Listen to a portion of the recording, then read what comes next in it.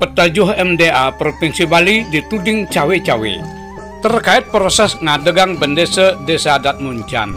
Nah, berita selanjutnya, sebagaimana disuguhkan oleh balifaktualnews.com, Petajuh Bendesa Agung Majelis Desa Adat Provinsi Bali Imadewene dituding ikut cawe-cawe terkait proses ngadegang bendesa Adat Muncan, Desa Muncan, Kecamatan Selat, Kabupaten Karangasem, yang sampai saat ini memunculkan kekisruhan.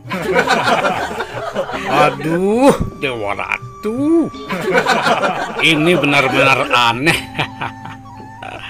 Betapa tidak? Dulu, sebelum ada MDA, proses pemilihan bendesa adat aman-aman saja. Tetapi sekarang, dengan adanya lembaga itu, waduh, bukannya masyarakat adat menjadi damai, malah sebaliknya menjadi kisruh. Loh, apa sih penyebabnya? Mari kita baca berita selanjutnya. Keterlibatan Wena untuk memuluskan jero sewena putus upadesa sebagai bendesa adat Muncan yang masa jabatannya sudah berakhir Rabu 24 April 2024 terlihat dari pararem ngadegang bendesa yang disahkan MDA Provinsi Bali tanpa sepengetahuan Majelis Adat MDA Kecamatan Selat dan Majelis Madya MDA Kabupaten Karangasem. Nah, dari sini kita akhirnya tahu kalau para pejabat di MDA itu bertindak sendiri-sendiri, tanpa koordinasi, tanpa kerjasama. Pada bagian lain diberitakan, penyarikan alit MDA Kecamatan Selat Igusti Made Budiarta mengatakan MDA Kecamatan Selat tidak tahu menahu terkait SK Pararem ngadegang bendesa adat Muncan yang dikeluarkan MDA Provinsi Bali. SK Pararem tersebut turun tanpa melalui proses di MDA Kecamatan Selat. Sehingga tanpa adanya pendampingan termasuk sosialisasi dari MDA Kecamatan, SK tersebut di dalamnya tidak berisi tanda tangan Majelis Alit dan penyarikan alit Kecamatan Selat termasuk Majelis Madya Kabupaten Karangasem. Selain masalah pemilihan bendesa adat tadi, beberapa tindakan pejabat MDA telah membuat kekisruhan masyarakat atau setidak-tidaknya membuat warga atau sekelompok warga tidak senang atau merasa direndahkan atau tindakan yang tidak menyenangkan lainnya. Masih ingat kasus narasi Colek Pamor dan Enyah dari Bali? Ucapan seperti itu keluar dari Ketua MDA Provinsi Bali. Sebagaimana diberitakan matadewata.com, Idewa Ngurah Swasta diduga menebar hasutan dan fitnah saat orasi di Pura Ulun Danu Batur 5 Juni 2022 yang silam. Made Bandam Dananjaya SHMH lalu melaporkan Idewa Ngurah Swasta ke Polda Bali. Laporan itu mendapat apresiasi dari sejumlah tokoh seperti Dr. Wayan Jendra, Ketua Umum Paiketan Karama Bali, dan Dr. Wayan Sayoga, Ketua DPD Prajaniti Bali. Kita salut Polda melakukan langkah yang cepat dalam memeriksa agar bisa menjadi energi untuk mencegah provokasi-provokasi lain yang tidak perlu guna menjaga ketenteraman umat Hindu dan masyarakat Bali, kata Jendra dan Sayoga di Denpasar.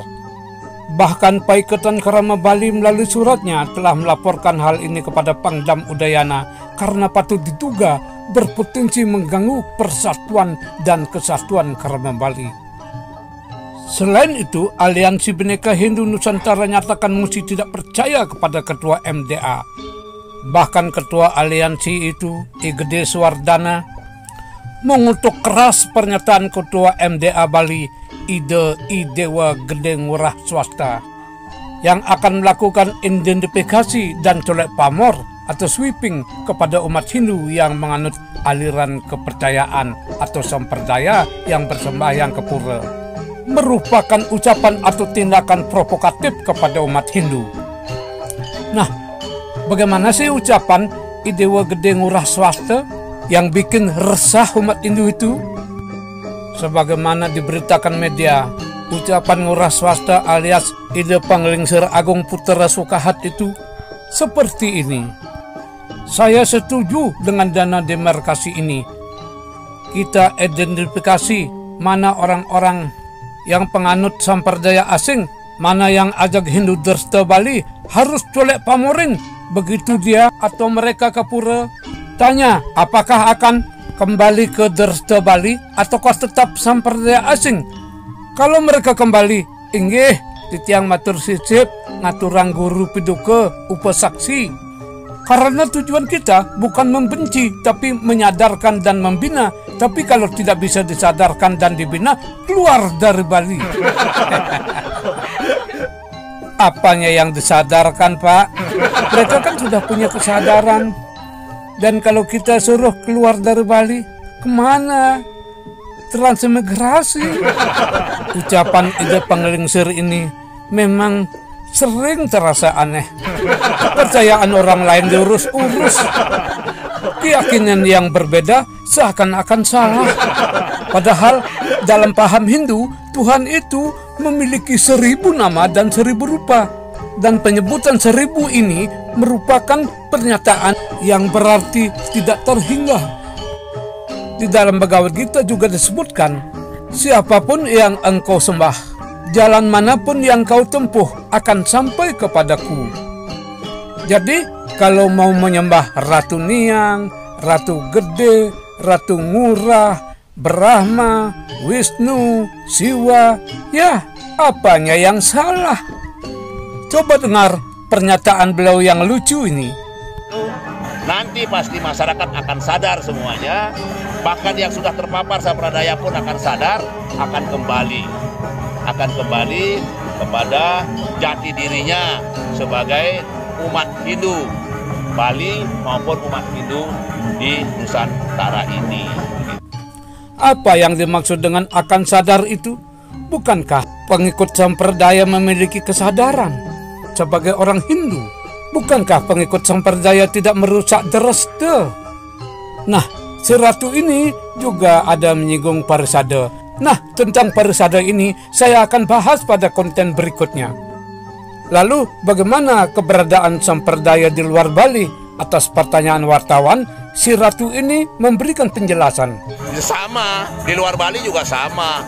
Karena nanti kalau disadari bahwa sampradaya itu ya sangat berbeda dengan Hindu-Hindu di Nusantara.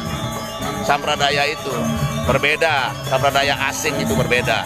Itu pasti disadari perbedaannya sangat berbeda, maka akan kembali kepada jati diri keagamaannya. Sekali lagi, kalau berbeda salah ya. Apa beliau ini tidak memahami Bhinneka Tunggal Ika ya? Ya sudahlah, saya rasa tidak elok jika membicarakan kelemahan orang lain.